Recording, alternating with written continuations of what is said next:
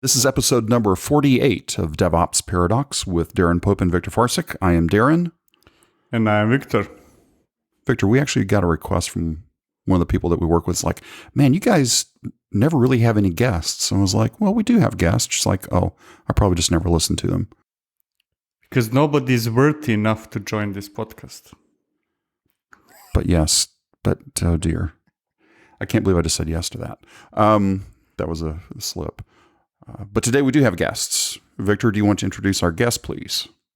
Yes, those are two guys Actually, one of the two guests I met because he promised he's going to write a chapter in my book, and I'm still waiting. That's like 3 years later. You mean the book you've already taken off for sale? Yeah, exactly. The one that is already deprecated and not in use anymore. Exactly, that one. So I'm hoping that bringing them to the podcast might actually help speed up the process. That's me. And who is me? That's me, Tigran. Okay. Introduce yourself, man. Yeah, introduce. Yeah, you must have a last name unless you're a Beyonce. I don't know. Do you only have one name? Well, last name is pretty long. It's almost like an exercise for a linguistic exercise. I'm not Sakanyan. Tigran, I met DevOps. I'm DevOps. I'm or DevOps. I am DevOps. I'm an engineer, and that they call me DevOps. From depending on the contract, they call me different things, including DevOps. And I met Victor, I think 5 years ago. And yeah, mostly it was online afterwards, but we did met a few times offline as well. So yeah, and we have one other person. Sorry to. Yeah, Victor, go ahead with another person. I think you are doing the another intro person round. can say his name. That's okay. Hey guys, it's great to be on the DevOps Paradox. I'm Roger Day. Most of my career I've been a programmer. I identify as a Scala developer. But the last couple of years I've been doing YAML and Groovy in Jenkins files, YAML for Kubernetes. And that's how I met Tigran and Victor. Tigran, DevOps Manatsa Canyon. I am so sorry that you're doing YAML. That's just like, it's not today's COBOL. But that's kind of increasing, right? The more and more, I meet more and more YAML developers. Like, I know how to language. It's not a language. Oh, I know, but there's a lot of lines to write. Somebody needs to do it. It's new Word document, I guess. I guess it's because there is no autocomplete. There's lots of things to remember. That makes it a different career path to remember all the syntax for the YAML and made it correct. Well, it's lowest common denominator. It doesn't matter if you're a Ruby guy or a C# guy. You can deal with YAML. So if you're trying to get people to adopt your Kubernetes platform, then YAML's the safe bet, right? At least it's not JSON. I could disagree. I think JSON would probably be a better solution because people can't get tabs or spaces right. Yeah. Yeah. At least with JSON, I can screw that up. Yeah. I struggle with the quotes and then having to escape the quotes and escape the escapes and so forth. I didn't say it was perfect. It's just better than tabs and spaces. But let's not talk about YAML and JSON because we'll probably end up talking about them anyway. But we're going to talk about today, in general, both of you guys are, I'm assuming, hired guns. We haven't talked before we started recording today. Is that a fair assessment? Yep. Okay. Yeah. And mercenaries. Mercenaries. Okay. There's a name for that actually over in the States in the Washington, D.C. area. It was called the Beltway Bandits back in the 70s and 80s. It was just crazy money. I'm sure you're not making crazy money, but you're probably making good money because you guys primarily work in financial services, right? Correct. That's correct. Oh, we're going from YAML to something even more depressing now. Yes. So, yeah, that's actually a good segue of how bad is DevOps and development and everything else that's associated with your contracting stuff in financial services.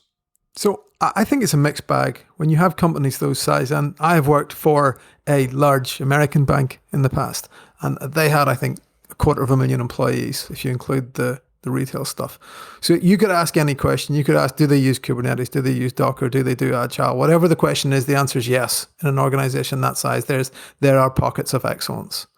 Though the thing I'm interested in actually is finding out from you guys who might have seen a wider range of companies is what is the difference between the financial sector and other large companies which are not in the financial sector. I mean, I assume there's a bit more regulation.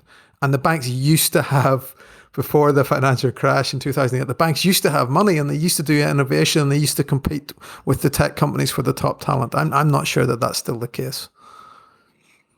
I know the answer. What's the difference? Let's see if your answer and my answer sound the same. Can I do it? Yeah. Okay. Yeah, go ahead. Yeah.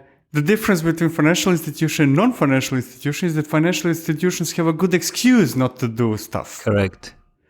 They can hide behind policies and other things that officially prevent them from doing things. So you have an excuse kind of, yes, I would like to do what the rest of the world is doing, but there is this policy. But we're a bank. We're regulated. That's what they say. We're not Amazon, Roger. We're not Amazon. And I don't know what the regulation is. I don't know what it is, but I know that it prevents me from doing the right thing. Is that a good explanation? Yeah, there was. I think that excuse is hard to use nowadays because there are unicorn banks now which are working in the same regulation or almost in the same regulation, especially in retail. There are very good examples. So those excuses, I think, are more or less deprecated. But yes, you're absolutely right. There was a big excuse saying we are a bank, we can't be like Google. I was working in a fintech in 5 or 6 years ago, and it was genuine fintech. It was a good idea. It was medium or small company, but the way the technology was working, it was artificially bubbled up like something big. So instead of RESTful services, it was artificial SOAP services because it's complicated, it's more banky, it is more XML. And the excuse was, yes, we need to act like a big institution. Because we are working with banks, everything should be like a bank. The management layers, endless layers of management should be like a bank. Technology should be like a bank. Everything was bank oriented. Even the source code was bank oriented, which was wrong. Back then the excuse was working very well. Well, we are a regulated industry. Everything should be slower and there should be less innovation. There should be less automation. I think now it's slowly disappearing because the small unicorns are taking markets from large banks. And me and Roger can see that internally from the clients we are working with now. To me, financial sector in London is especially interesting because London probably has more fintech companies than any other place in the world. And the large banks are probably under bigger pressure in London than anywhere else. Or at least that's my impression. So I would guess, and I'm not there as much as you guys, that all those fintechs, Monzos and N26 and what's or not, must be creating a more positive effect in London among big banks than anywhere else. I think so, and I think it's a mixed bag. There's the banks are under, some of them are under cost pressure, and they are looking. They've been heavily engaged in outsourcing and offshoring and so forth for years and years, and then, as you say, you have, and it's not just financial services. There are lots of, that sort of second phase startup where they are starting to compete with bank salaries, and even at a small discount as a developer, you think, well, I could go and work for an actual tech company, where I don't have to fill out forms to run my container. So that, I think that aspect of it is interesting, but I don't think that's unique to London. I've tried to hire developers to work in banks in New York. I think in the US there's been pressure from Google and Facebook and Amazon and lots of other companies for a long time. I think London's starting to experience that. I think the banks have had it their own way there. But the other thing, going back to we use the word excuse, and I was saying that the people who say these things to me, who say, Roger, what are you talking about? We're not Amazon, we can't do this. The thing is, it's not speculation. The jury's no longer out. This has been studied, and I'm a huge fan of the Accelerate, the Science of DevOps, a book by Nicole Forsgren, Gene Kim, Jez Humble, who are obviously well-known names in this space. And she's a statistician, and this stuff is rigorous, it's peer-reviewed. And one of the things he said is that there is no evidence that regulation means you can't be good at this stuff. And they call out these 24 capabilities, and it's a mix of culture, of leadership, of bureaucracy, and the normal technical things you would expect. It's kind of funny, I think, because someone's gone and written down and said, look, here are 24 things that companies do, and the ones who do them make more money and have happier employees. So I sort of wonder why people don't then just do those things. Are people talking about that? And when you guys go on your travels, are you hearing them talking about Accelerate and these 24 capabilities, Western organizational culture and so forth? One of the problems, I believe, is that the bigger the company, the more closed it is. The less it looks for external resources for information and practices. So kind of normally those big companies, they tend to have everything in their wiki. So if it's not in their own wiki, then it doesn't exist. So Accelerate does not really penetrate. And I'm saying Accelerate as example. It can apply to anything else. External practices are not really coming in because it's a very closed environment. Kind of, we have all the knowledge I need for my work is internal. Why would I go outside? That's very common too. It's rare that I hear anybody. In fact, 10 years in, I'm still amazed at the number of people who have never heard of Phoenix Project. All right. Yeah, it's people like, well, I've never heard of it. It's like 10 years old. It's like, okay, what's it about? And then I said, it's your company. I usually try to say it a little nicer than that, but not a whole lot. Yeah. I want to go back just for a second because there was a phrase, and I don't remember who said it. Roger, I think it was you. It was interesting. You said pockets of excellence. Mm-hmm. A lot of companies, pride themselves on having centers of excellence or some other phrasing of that. But the concept of a pocket of excellence, let's dive into that just a little bit more. Yeah. Okay. So I think a center of excellence is a public thing. You say you call yourself a center of excellence, and it's been identified, as I understand it in the research, as an anti-pattern. So you say we're the cloud center of excellence, and we will teach you how to do cloud. What I mean by a pocket of excellence is someone senior enough to hire a few teams and to build relationships across some of the silos and hire maybe 20 people, 100 people, and do things well. Hire good people, give them enough air cover that they can be programmers, that they can focus on delivering useful software frequently to the people who are trying to run the business. So basically, a good pocket of excellence is run by somebody that's doing nothing but running interference all the time, and it's like, just go get it done. But in a good way of saying, go get it done. Yeah, in these big organizations, you've got to have that. You've got to have someone senior to protect you from the machine. Like, for example, this guy was senior enough to that I worked for was senior enough to go against company policy that he could ignore the fact we weren't allowed to run virtual machines. So we were running CentOS on our huge surfboard shaped laptops, and it was a hiring advantage. I was doing the hiring at the time, and I'd walk people in, and I once I figured out what was happening, I'd do it deliberately. I would walk people to the interview room, and I would take them in a winding path through all of the desks, so they would see our build monitors, so they would see the Linux desktops, so they would see the monitoring systems we'd set up, and then by the time they got to the interview room, they were saying, "You guys use Linux? You're allowed to do that? Yeah. It's a VM. I'm sorry, it's not perfect, but That really helped me hiring. You get inertia then, like good people produce good people and so on. It's good.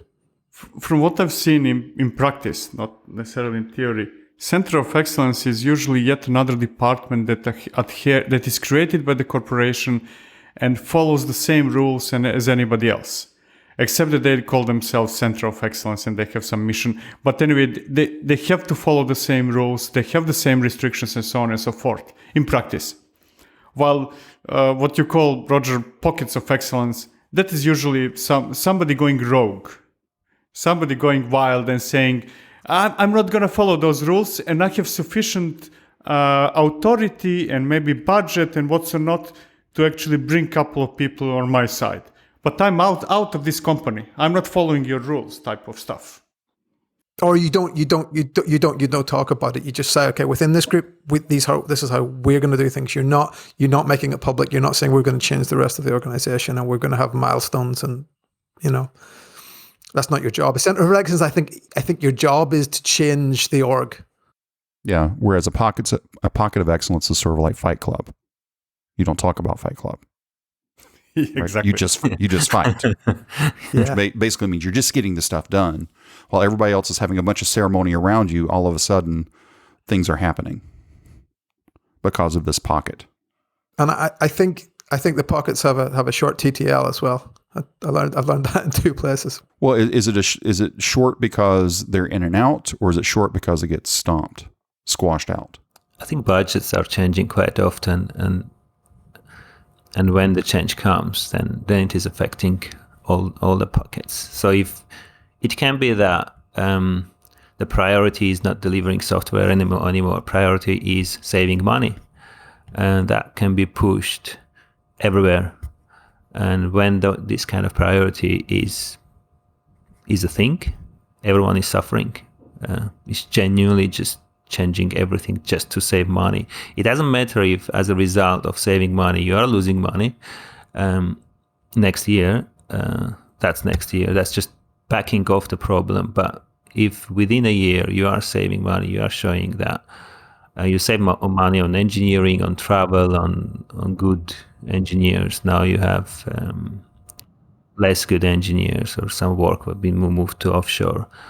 Then you have done your part and everyone is happy. And then the next year, yet another digital transformation will start. It will never end. And the cycle is, I think, what I saw is cycle is 2 years to start some good initiative, and then it's being killed anyway. I never saw a good result, a good delivery in on that scale of, I don't know, some central of excellence. I never saw that in my life. So if you've not seen it and you have the magic wand, what should it look like? Yeah, that's a good question. I never okay, there are technological problems. There is bureaucracy and politics, of course, but I never can understand the problems with when it comes to money, restricting money on technology. I think that's the fundamental problem. When someone is trying to save money and they are going to save that money on technology and on people, I think that will be the number one thing to change, to acknowledge that software is not number one place to go to save money. In fact, software can earn you more money if you do it correct. Usually the cut where things are stopped and okay, everything is closed, projects are closed, is when the freeze on the money comes. I think that's what I will reconsider. There should be some algorithm or some coaching to people who are taking those decisions, that because they are so detached from technology and the real problems. Well, maybe I am detached. Maybe I don't see it that way as they see it. But usually they go after reducing headcount, offshore, and then that's obviously, yeah. exploding in many other ways. Fundamental problem there, I think, is that software is still perceived in quite a few companies as a cost. And when you want to save money, and everybody wants to save money, and everybody has to save money every once in a while, that's normal. But you always go for departments that are a cost, not instead of departments that are making money. And that's the problem I have with financial institutions. Doesn't matter what they say officially and publicly, but in practice, they did not realize yet that software is their business. If they would realize that, then they wouldn't go for, I don't know, whomever is cheaper per hour type of way of saving money. Because I'm pretty sure that for the management of the bank itself, they don't replace their CEO with cheaper CEO to save money. They don't do that because CEO can earn you money. But for software, yes, that's kind of okay. It's a cost. We don't earn any money from it, so why not save? Yeah, but the story has two sides, right? Because from their experience, it's not all software is a good software for them. Because I saw it myself as well. There was digital transformation. Everything now is called digital transformation. So I saw one transformation when they hired, I think, 300 or 400 people without having a good plan what these 400 people are going to do. It was just like, okay, this is new department, new laptops, new management. Let's call everything agile. Let's hire these agile coaches that will be coaching these 400 people and the business, and they will be bridging gap between clients, all these buzzwords. But there was no plan what to do. So those people, 400 people, were inventing a work for themselves. And there was, as Roger is calling, pockets of excellence. There was people like, all right, 10 people are doing dashboard for Jenkins for 2 years. Another 10 people invented, okay, then we can connect that dashboard to some stream of data. It was almost like a .com bubble. It was useless work within 400 people and everyone hiding that it is useless because it's a job they do. They have been hired, and then the product people are saying, yeah, we are doing the good thing. Engineers are saying, oh yeah, our code is pretty good. It's unit tested. But then at the end, they found out that whole this transformation was just a bubble. Everyone was just doing something. And all the layers were just doing this illusion of good, illusion of DevOps, automation, and agile, but with zero value. So they just, obviously at the end, someone just killed all the project. And this, a little bit cargo cultish, like we'll do agile. So they saw that from both sides, so that they have this question mark to anything about the technology, because they saw that people are faking a lot. And I think lie is the fundamental problem in those kind of big orgs, and because they lied so much to each other, it's very hard for them to find out, is it actually worth pushing forward or not, or is just another fake bubble in our org. I don't know what Roger did. Would you agree? Have you seen those kind of things? Yeah, absolutely. Yeah. Yeah.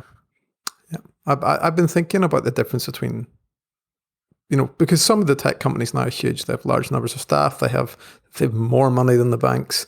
And the difference is perhaps that they are tech companies, so they don't view IT as a cost. They view it as an asset. They've built their success on being better than other people with, software, with IT. Like there's a story. Everybody talks about Blockbuster and Netflix, but there's a story I heard about them and I don't know if it's true, but it's really interesting. And it goes that there was a point in time after Netflix had made their pitch to Blockbuster saying, we'll work with you and we'll distribute the DVDs in envelopes and you won't have any late fees. And Blockbuster went, oh, hold on, we make a couple of million a year on late fees. We quite like them. And then laughed them out the door. But there was a point after that when Blockbuster actually had really good IT. They had lots of money. They were doing really well, and they had a great IT department. And there was a brief point in time when they had a better streaming service than Netflix, but management didn't understand it. They weren't techies. I mean, this was back when smartphones, I guess, were relatively new. They didn't understand that all the young people wanted to do everything on a smartphone or everything on a laptop, and they just didn't prioritize it, and it just went away. And I think that experience of that, the pockets of excellence, I think in a way that's what's happened to them. The management don't understand them, don't understand the potential, and don't care. It is definitely not understanding the potential, but also sometimes many attempts of advanced teams fail because they're too early. I don't know for Blockbuster, but for all I know, maybe what Blockbuster was doing was too early at that time. At least I've seen in other areas that, we have imagine that like Heroku. Heroku is a good example of something that, in my opinion, is amazing, fantastic. It's great. Never seen before. Too early to make business at that time. Yeah. Basically, Heroku gave us what Kubernetes is trying to give us right now. Not in that scope, not that scale, but that simplicity that Docker Kubernetes gave us, we got with Heroku. And where is Heroku right now? So it's also about finding the right moment to do something. Let's let that be the stopping point, I think, because people are getting sad when we talk about Blockbuster and Heroku. Let's end on an up thing. So one of the good things out of today is pockets of excellence. So if you find yourself working in a pocket of excellence, be happy. If you find yourself working in a center of excellence, run for your life. I'm not speaking for everybody else, but that's my thinking anyway. I think that's good advice. I think one of the things I think it was Roger, you said this, it's like center of excellence is just yet another department. It doesn't really mean anything. It's just like another internal training department or something. It's like, hey, let's do things this way. No. All right. So again, I'm bringing us down. Let's be happy again. Unicorns and rainbows. Pockets of excellence. What? Pockets of excellence. Pockets of excellence. If I can mix pockets. Unicorns have pockets. If I could draw something. Go ahead. The expression I like the most, that was always in my head kind of silly and never working, was when I was hearing it was very popular in the past to say islands of happiness within a company. Islands of That's how those teams were called, right? Yes. This is a horrible company, but there are those few islands over there where people are. Yeah, the continents are horrible, but the islands are wonderful. Yeah. Okay. All right. So right now, if you're listening via Apple Podcasts, please subscribe and leave a rating and review.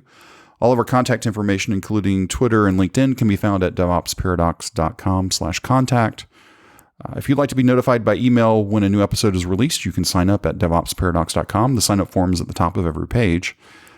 And finally, there are links to the Slack workspace, the Voxer account, to leave us a question. Please leave us a question. And how to leave a review are all in the 1, 2, 3. It's easy for me to say, isn't it? In the description of this episode. Now, finally, we've had good pockets of excellence today. We have islands of happiness. We have unicorns. How is it that you're working in financial services again? We live in London. Oh, you live in London. Okay. It's trendy here. It's trendy. Yeah, I understand. Again, in the town I live in, it's a banking town. So that's, if you don't work for the banks, you pretty much don't work for anybody. No, if you don't work for a bank, you work remote. You work remote. But it's changing. Yeah. It's changing. The banks brought developers. There's a critical mass. Now there are startups. There's fintech on it. And now there are other kinds of startups. London is becoming a city of tech. Well, we'll see if that holds over the next few years. If we don't all get COVID-19. So we're not talking about that. So it's March 2020. So we'll see in 2 years if we're still, if London's still a financial services town. Okay. Guys, thanks for hanging out. We'll also have the links down to your Twitters, your Twitters, yeah. Your LinkedIn, whatever you want. Just send me the information. I'll put it in the show notes. So if you want to follow Tigran or Roger, go do that. Anything else final? Victor, you don't get to talk. Tigran, anything else to say? Thanks for inviting. That was a good chat. Yep. Roger, anything? Yeah, thank you very much. It's a privilege to be on the DevOps Paradox. Privilege. I think it's the first time anybody's ever said privilege. That's new. That's new. All right. I like that guy. We need to invite him again. Okay. And to you listening today, thanks again for listening to episode number 48 of DevOps Paradox.